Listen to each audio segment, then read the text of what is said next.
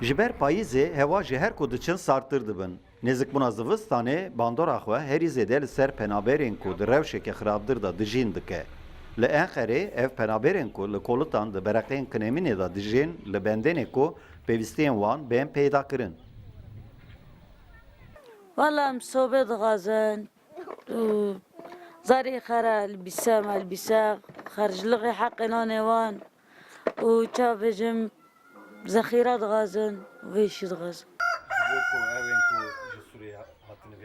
Mexdurên herî serekeyê penaberî jî bêguman zarok in. Zarok ji ber neçariyê li şûna xwendekarî mecbûr dimînin ku ji bo debara malbatên xwe dixebitin.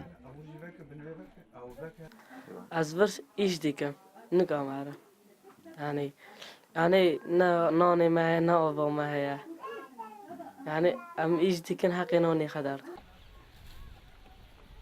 Penaber beriya welatên xwe dikin û ji her tiştî zêdetir dixwazin li Sûriye şer bi dawî were û ev vegerin malên xwe.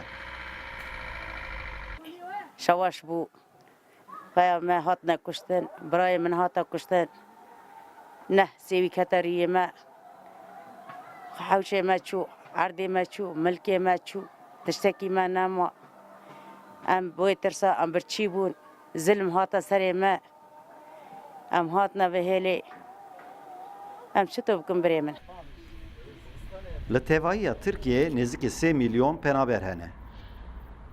Ev der xwediyê nakokiyên Çînî ya Enqereyê. Li wê derê digel dewlemendên Enqerê ev penaberên ku di rewşekî xizandanê jî hene.